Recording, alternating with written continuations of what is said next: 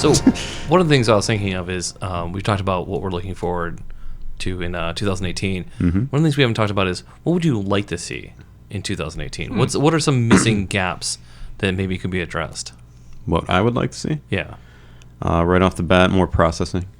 I feel like Clouds and Rainmaker are the only two that dive into the territories of, modulated granular processing. I would like to see more of that. I would like to see a higher fidelity version of Clouds, you know what I mean? Yeah. With all the modes up front, no more hidden treasures. You know what I mean? And digging and memorizing key combos and shit like that.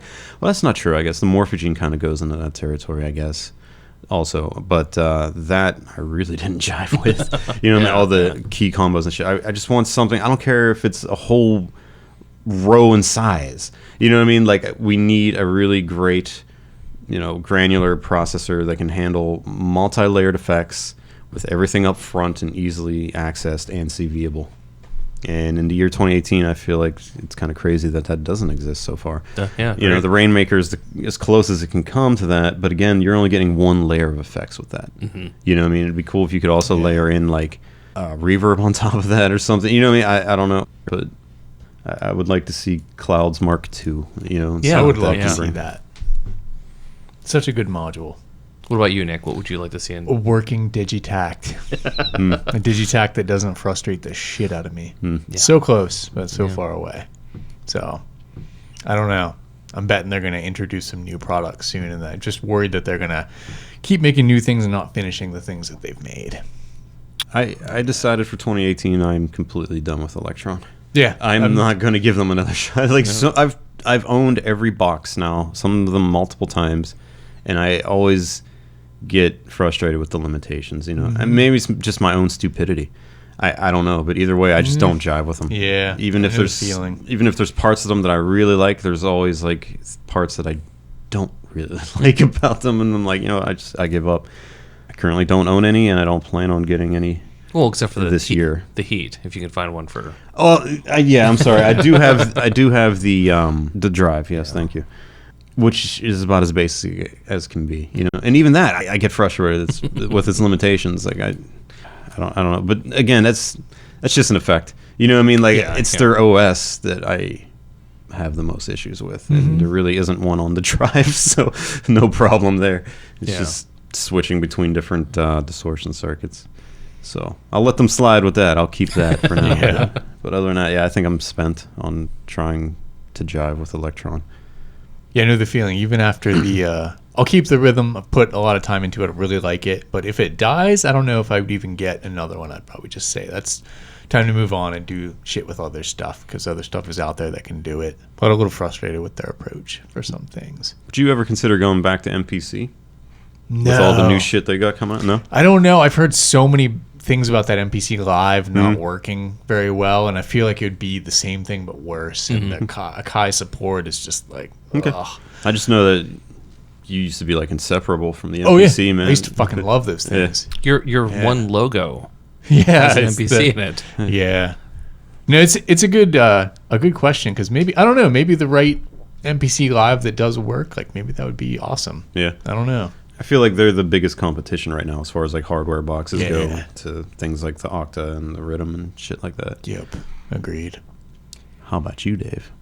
I said it earlier. I mean, the big thing I'm looking forward to is the Crystallizer. And you're talking about the Future Sound System. The Future Sound System Crystallizer modules. Yeah. I want that Sonic Terror in a module or a set of modules, and that's a big one. Another one I've been meaning to go back and like revisit is the Kilpatrick Carbon. Yeah, I really liked sequencer. That. I thought that was great. It had everything that I was looking for. Sort of was interested and then slept on it. And short of the Pyramid being, amazing. Yeah. That's something I can really see myself diving into. What I want to see is basically that type of control, that type of workstation that integrates everything and can be that single point for everything that I want to run. I like the idea of just having that sitting there, and I can plug in a sound module, or I can plug in my modular, or I can plug this in and have this one control thing that I invest time learning, and then I can use it for everything I want to do. Something that seamlessly bridges the gap between your modular and your other hardware. Exactly. Yeah. And right now... And even software, I guess. Right now I don't have that. Yeah. And I've always been looking for that central thing that like something that isn't going to cost you $5,000 that is, or be overly complicated. Yeah, because I feel like those things do exist. Again, like the MPC is that, not the Live, but the other one. They want that to be that. Oh, the big one. Yeah. big one, But the holy screen and fuck, is shit. that as expensive? It's huge, And yeah. But that is meant to be that in some way. But Yeah, it's it's got all like the CV way gates. overkill. Yeah. That is not something that's in the realm of possibility for me to to get. You want something that's at the carbon price point. Yeah, exactly. Like $500. I don't know. Maybe it's unfair to put that in the. I hope that comes out in 2018 because it may exist already. But if something was announced at NAMM that was taking like the Pyramid or the Carbon or these other things and nailing it even further, I'd probably lose my mind. There's that new Squarp 1-2 Squarp makes the Pyramid. They have that hair mod, Yeah. which is the Eurorack version, like an 8-channel Eurorack version of the Pyramid, kind of. Really? Yeah, but CV gate only. They just teased it. Like, Totally missed that. a few days ago. It just was officially This is like a NAMM hype up thing? Kinda. Okay.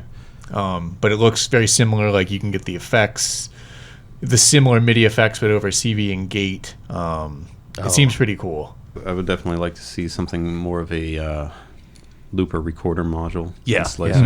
yeah. There's something that can multi-track. I think the Bitbox is getting there.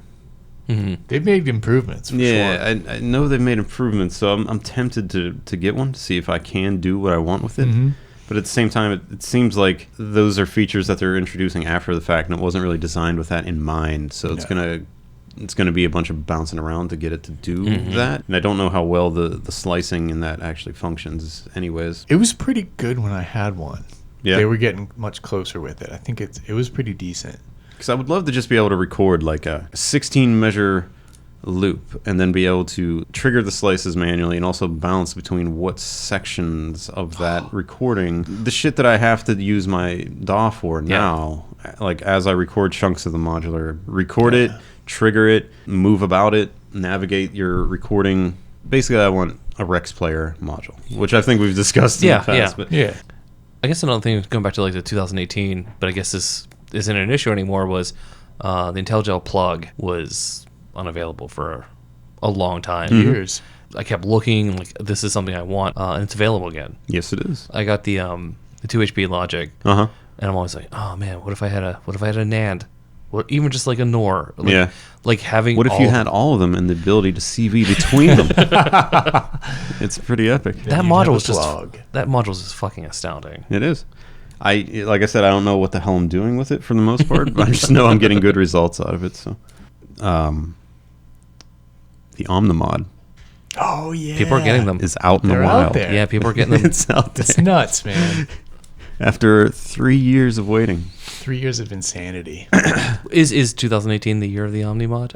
I don't know. I don't think anyone got one before the end of the year. So it is 2018. So yeah, I think we can count that as a 2018 first release. And none of them are DOA. I mean, So far, Yeah. there's no manual.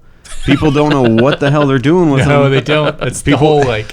People are trying to figure out how to use this thing, but So it was like us with the prototype at KnobCon, just going like, look at that. That shape's weird. well, it looks like it doesn't even function like it did with the prototypes that we messed with. I saw that. Yeah. Like at all. Yeah. It looks Yeah. completely different now. I mean, the screen looks the same and all that, but like the functionality, like there's different modes and shit. Because like Ignatius, he keeps posting videos on Instagram and things like that, and a few other people posted videos as well. And they're just like, well, I figured out how to do this finally after 24 hours of messing with this. This is pretty cool. And I mean, what they're posting sounds awesome. But Looks great. But like Ignatius, he was even saying like, I can't get this to reset. He's like, I wish I could. This mode I'm in, I got this sounding great, but I can't figure out how to make it go back to like the one. And it's just like looping in a weird way and shit. So it's like. It's like adorable to watch people, like reverse engineer how to use this thing and come up with some really interesting sounding stuff. Like I want one, but at the same time, I know it's just going to frustrate the hell out of me without being able to know how to navigate it. But I'm tempted. Yeah, there were a few at Detroit Modular. Like I posted there, like someone was like, "You can get it right now if you want." Yeah, it. as soon as you posted that, I was like, should I just wait for someone to be like, fuck this, and post it up used? Because I'm sure that's going to happen within the week. So is it like the Flight of the Navigator when the kid gets in the spaceship and doesn't really know how to work it? It's like hitting Affirmative. buttons. I'm just still amazed it's out there. Just the fact that it's out is amazing enough. Whether or not anyone can use it, is, whatever. Just the fact that it's out, it made it. It's a real thing now.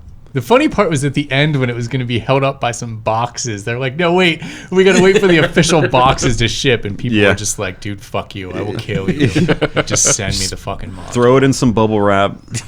Yeah. Mail that shit out. The Varigate 8 apparently can be used to save presets with it. You don't need the storage strip. You do need the storage strip if you want CV to recall the presets. But yeah, apparently the Varigate 8 can be used as storage with it on the same bus. So wait, how do you recall? You can recall with the Varigate 8? Yeah, yes, you can store. You can recall. You just can't use CV to bounce between presets like you can with the storage strip, which would be cool and all. But so I guess in 2018, we're all still looking for an Omnimod that's not an Omnimod. Someone needs to make a successor. There were people at one point trying to say, "Oh, could you just put this make a program in the ONC Ornament and Crime that could do all this?" And they were like, not with the no, no, and no. Not the same thing. Yeah, I have a new module from WMD, the MSCL compressor. Oh, I didn't see that. It's teeny tiny. Mm-hmm. This little guy, pretty damn awesome. And it's stereo, so I can route whatever through it. Awesome. It's pretty awesome. And it can do sidechain. It can do limiting. Damn. It has a plus 30 gain on the out end. It's brutal. And it sounds great. I'm really stoked with this, so much so that I want to get a second one. I want to daisy chain them. And I want to get stupid with it. What? Yeah. I'm a big fan of using compressors as distortion too, which when you do that, you lose all of its compression effects. You know what I mean? You're just kind of slamming it at that point. With a super fast attack and release, you get that weird fuzz almost. So I want to be able to do that and compress it on top of it so that I can boost the outbound to the the plus 30 that I can get on that shit. It's reasonable. And then slam it on top of that. You know what I mean? Just because I'm stupid like that. That's that's the type of shit that I have fun with. But I've always had to do it software, which is shitty. And finally, I can do it within hardware and slam some of my rhythmic noise patches. Is that new? I've not heard of this yet. It's pretty much new, yeah. Okay. Pretty new. It came out right around the same time as, I think they announced the performance mixer or something like that. It was so it kind of fell under the hoopla surrounding the performance mixer. So those are still sweet, performance mixer. I would still like one. Yeah. I just wish it had more stereo. Yeah. That's the only thing that makes me hesitate. 1 or 2 or something like that. Yeah. I think it's 2 and a stereo send return. 2018 things. Yeah, 2018. Looking forward to the Pyramid. Very excited to get my grubby fucking mitts on another MIDI sequencer. Is there anything else that you covet, or is it basically that's it? Nah. Might get one of those Coma Stroms, the power shits, because my one case can't even plug in my piston Honda right now because when I plug that in, it kills that monorocket power supply. Damn. It's not because it's fucked up. It's because I'm exceeding some voltage because there's the Rainmaker in there now, the piston Honda, and a bunch of other digital shit. I can't believe that I haven't drained the power on my live case. Yeah. I have so much digital shit in there. That's pretty big loaded. Digital shit. Yeah, they're good ones. Those Doper ones. It's a Doper one? Yeah. Oh, wow. And I think that one in particular, that case, I think that's a Mark II power supply, and I think the one on the right is the Mark III.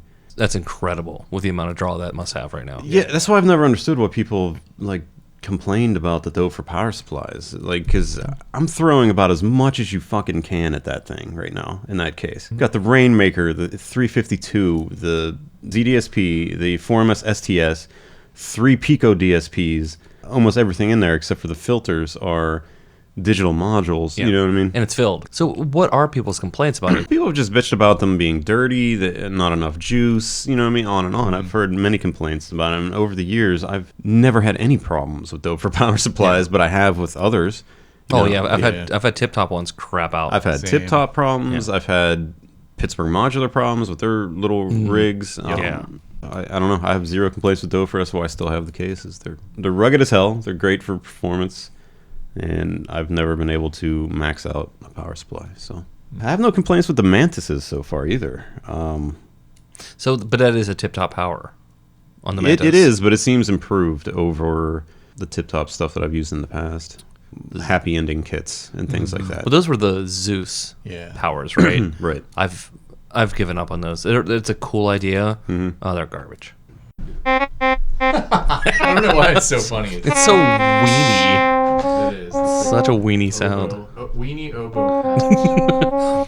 Dude, that's a disservice. Because the oboe, it's a majestic instrument. No, they're making it not. God, no. You have not given the oboe the respect it deserves. Brass. Yeah, that sounds nice. That sounds awesome. That's the first thing I did was just droned an oscillator and fixed it. That sounds fun. Oh, that's nice. How many oscillators is that? 2. There's 2. So it's different from the JU-06 in that it's got 2. No pulse width. Oh, that's weird. Jupiter has pulse width, but this one doesn't. But I've heard a bunch of people say that they like this one the most over the Jupiter even. See, I really wanted the 06 because I miss my Juno. I kind of want them all, though, is the thing. Yeah. I still want the SH. I still want the SE02. I thought that thing sounded amazing. Yeah, that's I think The what? The Studio Electronic one? Oh. it's the most expensive, but after having this one, I've only had it for like a day or so, but I want that 02, I think, eventually. Really? That one was like kind of That's the one we talked not about. on my radar at all. Yeah, I remember us talking about it, but like It's a sleeper. I think so. I listened to the demos. It sounded good, but it also sounded very moogie, which The demos suck. So I guess differences between this and the real one. This has sine wave, better range on the LFOs, and a few other things. you've had or have the real one of those, don't you? No, I have the Jupiter 6. Oh yeah. Okay.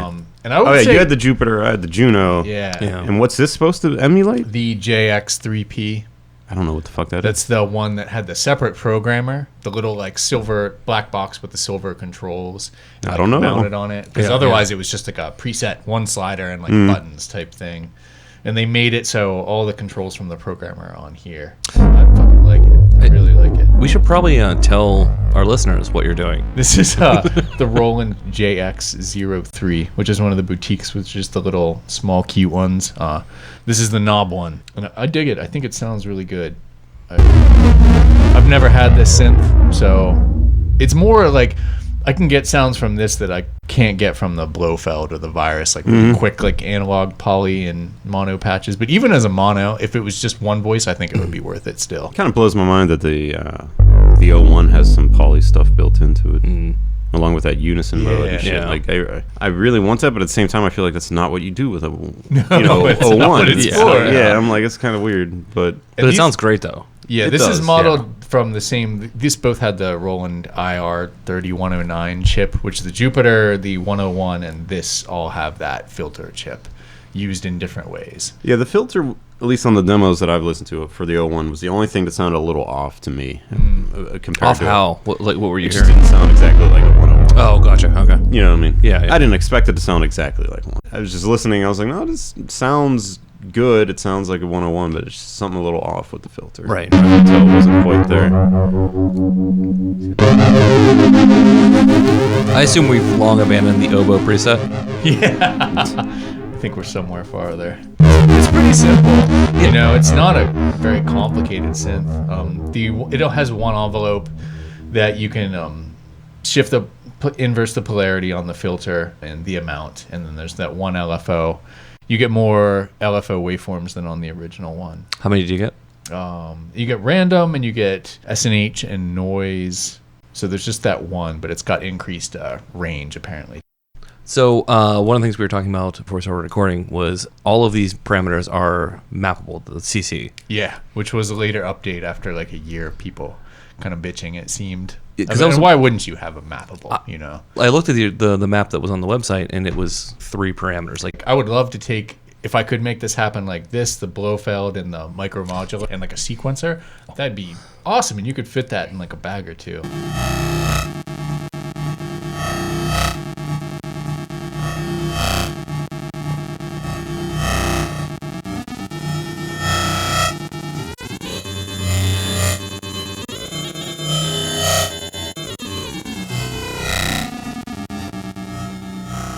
So you still have an Optodist?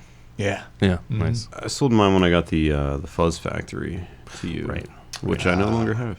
So you have nothing of the sort now. No, I have a bunch of other weird distortions now. I have mostly germanium. Yeah, that I can't pronounce the company. Straco roll or That's the module that we have that you built. But Yes, it's like, yes. And that's the one that has the 2 germanium chips. 12 Yeah. Squam. Yes, that's it. But you have that awesome. That's the one I won. The Yeah, it's the feedback 3 germanium mixer. Yeah, it's a 3-channel, so it's like 3 distortions in one. Yeah. Pretty There's much. a crazy That's sale fucking for that. Yeah, kit. for the DIY kit. Yeah, I wish I would have gotten a DIY Yeah. kit because that module cost me like 3 times as much as the kit Oh shit. Oh, when seriously? I bought it. Yeah, now you can get the kit for like $1.50 or something. When it was on sale, it was I think around 100 or even Yeah. less, and Yeah. I don't have room for it, and I already have the That's like one Straco channel. group. of It is that, one You know what I mean? channel, Yeah, I love it. I think it's great. You like that? Oh, God, I love it. I got to build mine. That's like next on the list or second one. Now that I have it, it's in almost everything I do. Even if I don't crank it to 11, Right. just adds a little bit of Yep. teeth at the end. I love it. Yeah, dude. Germanium just sounds. It can add a little flavor to anything, and it Yeah. just sounds fucking great, especially kick drums. It'll beef it up, give it a little bit of distortion without sucking out the bass. Yeah. I do that with the Polaris a lot lately. Polaris Oh, yeah. Multi, just to like touch Absolutely. things up. Mhm. It's like, oh man, it always Absolutely. has that little magic in it. Yeah. When I hadn't turned my modular on in like 2 months because I was working on other stuff, and I turned it on and did a patch with 352, Polaris, and the voltage block, and the Varigate 4 Plus, and it was like, fuck, if I only had these, I would be like cool. You could make Yeah. like so many sounds because like the 352 into the Polaris, that's like a magical. Like I don't know, I love the 352. The Polaris kind of just adds some grit to the weight of that oscillator, kind Yeah. of in my mind. You can do some goofy shit with it too, man. Yeah, You put it in notch ridiculous. mode, and then Yeah. you feed back one of the outs Yeah. into the cutoff, and you just start going crazy with it. So this is basically like 2017 wrap up or 2016 Yeah. plus. Let's get a Polaris. I think it's what we said last year. I think it is. Yeah, I was trying to think of what modules came out in 2017 that really blew my mind. Well, the 4MS, What's that? the sampler. That was going to be one of them. Yeah. And the 352, which I think 352. we've already rubbed off quite a bit. It's like, it seemed like 2017 there wasn't as much that came out as in 2016, and Right. the stuff that did come out was mostly like different takes on the same shit that's already out there. Yeah. You know what I mean? The only things that were really innovative was the 352, which I think just blows away any other like digital oscillator right now. Yeah, You know what I mean? Like definitely. set the bar pretty high with that. Varigate 4 Plus for me. That was one. Oh. But Oh, like you yeah, said, that was that another squeezed out right at variation. the end of the year. Yeah. Which I think it's awesome. It's it works more solidly than the Varigate 8 Plus. Granted, they have different features. Like you can't do the real time record, which I kind of miss a little bit because that was just nice to tap in gates and stuff like that. And you can't mute anything, which isn't too bad because if you have it in 2x2 split and maybe you just mute it where you're sending it to or something, you right. know, it's not like in 8 channels. Yeah, it would be super annoying if you couldn't mute everything at once, but it was a sacrifice that I can understand at least. And it works perfectly. The CV bus stuff doesn't really work, but I don't use it. So what is a CV bus? What's it supposed to do? Sending the clock and the presets to the other module, the voltage block. And so it doesn't work at all, or is it flaky? The Like- clocking wouldn't sync for me, and when I would just patch in the clock and the reset, just like before with the Varigate 8, it works fine if you just patch it manually. But over Gotcha. the bus, it wasn't even. They were resetting at different times when I tried it. I don't know if there was some noise on there. I don't know, but it didn't really work. Is that a cable between the two, or are they using the bus of? The straight bus power of the bus bus. board. Okay. Yeah. No cables required. Right. Nope. It does. It keeps the preset between the two. That syncs up correctly. okay. But That's not cool. the clocking doesn't work for shit. It seems like they almost learned from their mistake with the Varigate 8. They don't want to make something where you can just update a teensy. Because even on the 4 Plus, there's no like teensy to update. I think they've skipped that. Oh. And integrated it or put it all in one board or something. Voltage block is the same way. Yep. There's no port on that one, if I recall. So how do you update it? There's a JTAG on both of them, but it's not a USB. You know, the JTAG programming's like you Right, gotta right. have the whole tool chain set up to do that and all that shit. So they make it so it's not Like they probably won't update that. I mean, I would still really like to see an update to the voltage block that allows you to see where you're clock dividing in shift mode. You know what I mean? You still can't. Never thought about that. Yeah, there's still no indication of that. Only on global.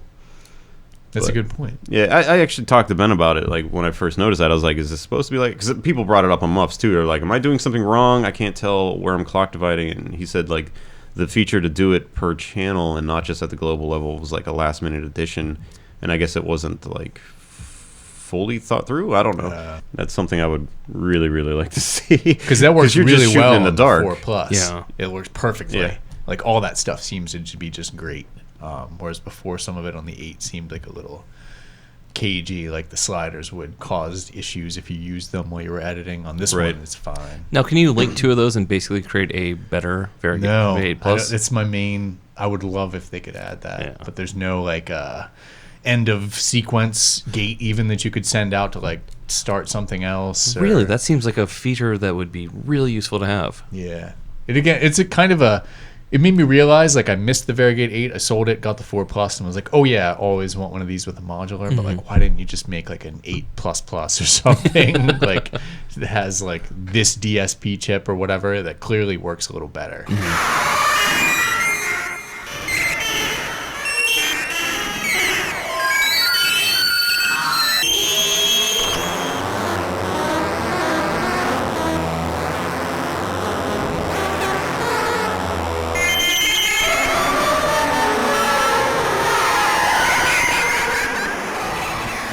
Nick, you got the Pyramid.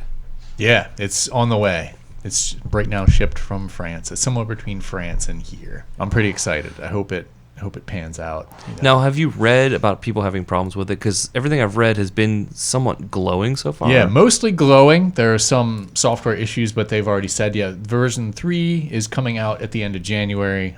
They're like done with major features, which is like great because I want them to be kind of done with adding major things. Just make it perfectly solid, you know, because right now I'm like a little frustrated with all the MIDI sequences I have because all of them are broken in some way, slightly.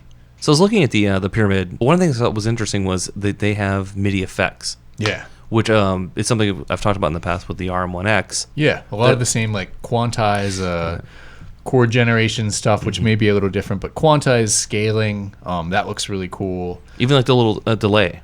Yeah, MIDI delay, which is super useful. You would think like, why would you fucking do that? But then you use it and you're like, no, that's awesome. Like, exactly. I want to do that. One of the complaints is that you can't print the effects in MIDI. It's like you can't record those as a MIDI file right now onto the Pyramid. It's like, I'm going to have this effect loaded as part of a track and save it, and I'll be able to use this. So people want to be able to render the stuff, which is common. Like MIDI box has the same thing. Like a lot of synthesizers have that because that's kind of difficult, you know, to re-render. It's maybe not completely difficult, but the ability to re-render what you're doing in a way that records it. Like there's got to be a whole flow for that, which would be hard to replicate.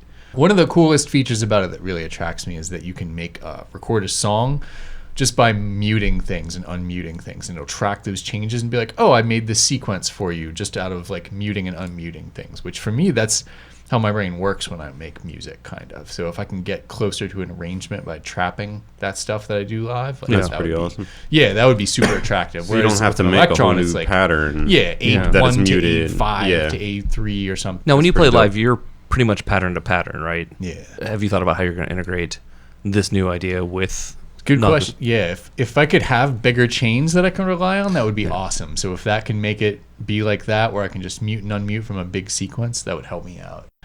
I ended up keeping my fluxes. I'm going to hang on to it for a little. Okay. Modulation. I figured about modulation per step. I was like, all right, I'm going to hold on for a little because I always need modulators. I don't have them. See, that's the thing I was really stoked on the Eloquencer too, because it can do it. Mm-hmm. But again, like with 2 voltage blocks, I don't know if I need it. You've got the Octo controller too. Yeah, I was telling Dave about that last night. Like I was saying that like in the clip that I posted on Instagram recently, like most of the sequencing was coming from quantized loops that I made on there. Nice. Along with voltage block being triggered by rhythmic gates in Logic. That's awesome. And it's fun and it's a cool way to do stuff. And like at the moment, I want to try to squeeze as much as I can out of that. Mm-hmm. as much as I would like an eloquencer, I'm like, if I get one, I'm just going to go right back into the standard way of sequencing shit. Whereas, like, now my hand's kind of forced to get a little weird with this shit, and I like it. So I'm going to keep rolling with this, at least until I finish probably a little EP. So for our listeners, can you explain what it is you told me the other night? Well, yeah, the Octo controller, you know what I mean? You can loop sequences of gates or, well, randomly generated gates or randomly generated CV. And you can change the clock rates of that, loop it, quantize it, do whatever you want to do with it. And I was having a lot of fun with that, like just dialing in chunks of like generated loops and, you know, locking that loop in place for, you know, measures at a time, and kind of playing with it live, so to speak. Mm-hmm. And then I have a shit ton of generative and rhythm-based gate sequencers now. I have the Tuesday, I have the grids, I have pretty much everything by Noise Engineering, and I was creating probabilistic sequences and logic sequences through the plog with that, and also triggering my 2 voltage blocks from different rhythms, you know, to generate things and like make this generate stuff, use the 2 HP ARP, the Tonets by Noise Engineering. And like the 2 HP ARP, that is triggered by gates. So, you know what I mean? Like I was doing like slow rhythms to it to make it, you know, step, things like that. I was just doing weird shit like that instead of like doing conventional like step, note, gate sequencing. You know what I mean? 'Cause I currently don't have any sequencers that really do that. And I'm going to intentionally keep it that way for the moment. Mm-hmm. Now, what do you send in the 2 HP ARP to? Like when you send it gates, what do you end up like triggering or sending voltages to from it? The patch that I was doing, I was sending it to the Manus, the Tiratos. Oh, okay. Scaling the voltage coming out of it through a attenuator and routing it to the Manus. I don't have the BeatStep Pro anymore. I don't have the Fluxus. I don't have any normal step sequencers. Trying to just force myself to get a little creative and utilize like generative patching. Organized chaos. It's a beautiful thing. I like it. It's another big thing with the Pyramid. Another like Pyramid thing I didn't mention is it does CV to MIDI, which I've never tried before, and I'm really curious about because with the Varigate 4 Plus there are only like 16 presets. So if I could record some of that stuff, and apparently you just set like a root note and then send the voltages in, and it kind of does the rest. Figures it out. Yeah, we'll see. Yeah, I recently really upped my noise engineering rig. That you did. It went from a couple BIAs to 3 and 2 Cursuses and 1 Manus. And oh, wait, hold on. Is it going to be a smaller list if you just say what you don't have? Probably. Yeah. I think one of the only things I don't have right now is like the mimetic sequence or whatever, which is the CV recorder looper I was talking to you about. Mm-hmm. But I pretty much have, I think, at least one of everything else. Except for the Confundo Funkitus. I've been having problems finding that. I do want it. It's just either out of stock or everywhere, or I see people selling it used, and by the time I get a hold of them, it's already gone. I've been trying for weeks to get a hold of one. And which one is that? What does it do? That is the rhythmic probability crossfader. Ooh, you send 2 different rhythms in, and then you can crossfade in between them manually or control that with CV, and it'll, you know, based on probability percentages, will fade between the 2 rhythms. Now, you still have a probably module, right? Yes. Mm-hmm. So, I mean, could you do something similar to that with a probably and like a crossfade module? I could. I have in the past. That's one reason why I want this, because I was doing stuff like that in the past with, you know, switching and probabilistic gates from the Varigate, triggering switches, you know what I mean, to determine between 2 different rhythms and things like that. But it'd just be nice to have this in one package, right, and also have the manual crossfader, which I think would be a lot of fun. Yeah. I mean, also, if you're a completist, you know, you're really close to getting the whole collection. Yeah. I don't have any of their malts either. Like, I don't have the mullet and things like that. I don't really have malts in my system. I use stackables for everything. But yeah, the noise engineering stuff has become my drum machine. Mm-hmm. You know what I mean? Because I just haven't been happy with or satisfied with any of the drum machines that I've been using lately to do what I want to do. You know, the rhythm didn't quite cut it for me. It was close. It was the closest as any machine has got. You know what I mean? It was the rhythm. Yeah. Kept the Mutant BD9 in there for a little bit of analog kicks. Yeah. You know what I mean? And I got the MFB hats in there. Yeah, you're talking about the MFB hats before we started recording. What is it about them that's caught your attention versus other ones you've tried? It just sounds good. I don't know. Like the hats that I used the most up until this point were the Mutant hi-hats. Mm-hmm. They were good, but like at the same time, not too versatile, and they were out of tune with each other. So you couldn't like have them both being triggered at the same time. It would sound off. You know what I mean? I don't know if that was just a problem with my module or if it's just a problem with that module in general. I don't know. But I know it got on my nerves. But So we have all this stuff hooked up. Can you give us a little taste? There it is.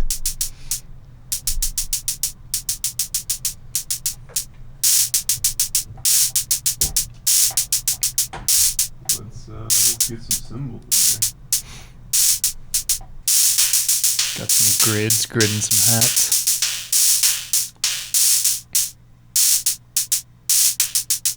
So what controls do you get? You get a tune, it sounds like, and then Yeah, you get tune, decay for everything, and a cymbal tone also, which seems to just kind of like filter the noise on it a bit. Oh, wow, that was nice. Yeah, it's a hats module. Yeah, sounds nice. good. Digging it. Yeah. Oh, I do hear that phasing. Mm-hmm. What? That's that. Oh, it's the power supply. It's not even hooked up via audio. Oh, wow. I think it was that preset. Everything's made like shit. Apologies, listeners, if you've been hearing a phasing sound. Crisis averted. You have not been going insane. There was a slight phasing sound. It was caused by the JX-03. It's caused by engineers trying to emulate fuck-ups from the past. Successfully, I would argue. Oh, yeah. Yeah, that was VanEck. Mm-hmm. Yeah.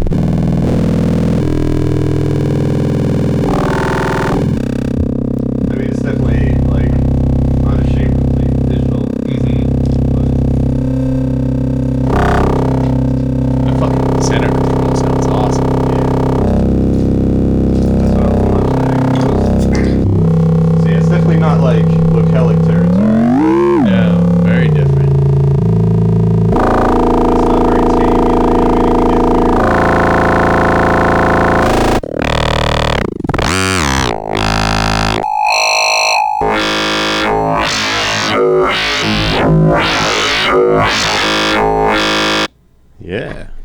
Holy shit. That is the curses. Just that as a demo, it sold me more than some of the initial demos I saw of that module. Same. Yeah, dude. I mean, I wasn't paying much attention to it for the longest time either. And then, like, as soon as I got one, just like on a gamble, because Steve in Noise Engineering, like, actually, like, hyped it up to me. Like, I was telling him, you know, I had 3 BIAs and this and that, and he was like, "You need to curse this." I was like, "I don't know, man." I was like, the demos I've kind of, you know, heard and watched about it didn't really sell me entirely. He's like, "You need to curse this." I'm like, all right. And so I got one. I wrote back to him. I was like, "Yeah, thanks for the recommendation." I was like, "This thing's pretty damn awesome." And he was like, "Yeah." He's like, "It's one of our sleeper modules." Mm-hmm. You know, I guess a lot of people haven't realized its potential yet. Hopefully you've changed some minds with this. Yeah, well, he changed my mind. You know what I mean? Because he's been posting some pretty awesome demos on YouTube. Yeah. Not demos, but just like jams. Yeah. Do you know what I mean?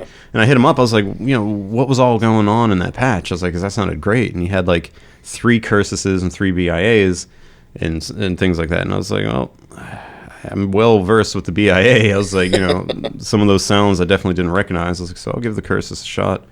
And yeah, it's pretty awesome. How do you feel about the Manus now? Having it for a while. The Manus, I'm a little mixed on. I like the Manus. It has pretty aggressive sound, which I dig. But I remember I wrote to you guys when I first got it and said it's kind of like, compared to all the other noise engineering oscillators I have, I feel like it's the Molgoth edition. You know what I mean? Like it's just trying too hard to be edgy and aggressive. It just walked out of Hot Topic. Yeah, it's just hanging out at Hot Topic. Yeah. All black next to the silver panels. Yeah. Hey, I'm dark. Whoa. What's going on? Oh, there's that weird thing again. You sound like you're through an old radio. Is it better? Wait a second. What is wrong? There we go. Oh, yeah. All right. You good now? I mean, it was a cool effect. It was. Sounded old-timey, Dave. But, yeah, I like it. I just feel like, well, let me just say this. The one thing I really don't like is the encoder pitch knob. What does that do? You spin it for all eternity to try and adjust your pitch. And Didn't realize that was like that. I hate that. Oh, yeah. Can you send it CV? Yes. And that's what I've been doing to dial in. I've just been using like a channel off the voltage block to dial in where I want. Because I hate endless encoders on any piece of gear that I've ever used one on. Like always. I don't know. That's just me. I like figuring out sweet spots. And you can't do that on endless encoder knobs. You know what I mean? Like you're just constantly oversteering and then adjusting where you want it. And it's just, that encoder alone is kind of like making me not want to touch it sometimes. You know what I mean? Like I'll hop on the Cursus or the BIA and I can feel out exactly where I want that pitch to be before I hit it with CV. You know, I know I can dial it in, I can tune it. I know exactly where it needs to be. But with the endless encoder, I'm just like constantly trying to feel that out. So short of the endless encoder problem, are you getting sounds out of the Manus that you like? Or is it still like, do you still need to process it? Do you still need to like sort of like give it a little help? I'm definitely getting sounds out of it I like, but I feel like between the three modes, there's not a huge amount of difference. I feel like you have to like strain to hear the differences. They're more subtle.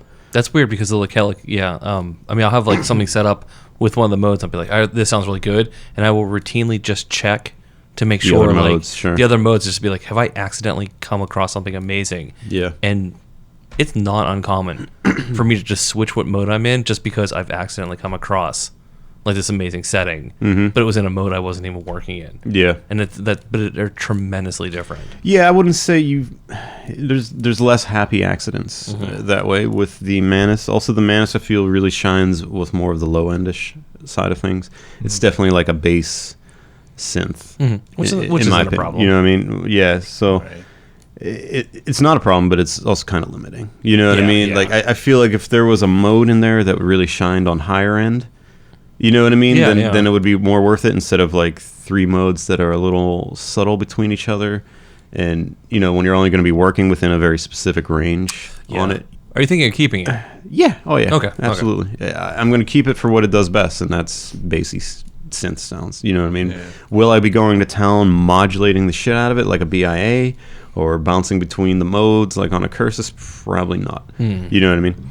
It's going to be more of a set it and forget it type of module, I think, you know, especially because like again, you can't find the hot spots you want on the pitch, so you're gonna like dial that in or tune it with CV and leave it there. The sync a tier that also has the endless encoder, and I don't mind it as much on there because I usually use that as like an LFO or a noise module, you know what I mean, things like that, not like a direct lead. It's more like a secondary oscillator or a modulator, you know what I mean? So I deal with it there. Also, the range on that thing is crazy. Can't even remember how far down it's that like thing 20 goes. octaves or something. Yeah, it's ridiculous amount of octaves. So, you know, an endless encoder for something like that makes sense because you got so much territory to cover. On the Manus, I don't think it makes sense, and it just kind of makes it not jive with the other noise engineering oscillators. I can plug it in. We can have a listen.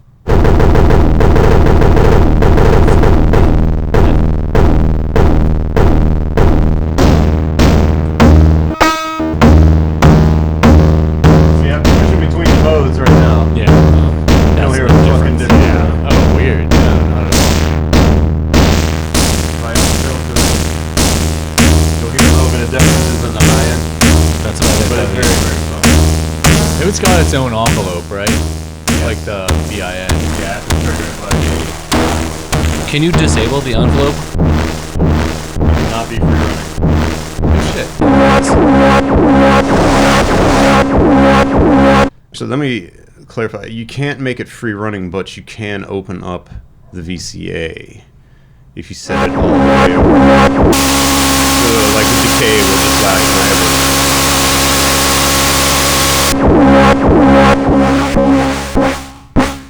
And that's, if you have the decay down. Mm-hmm.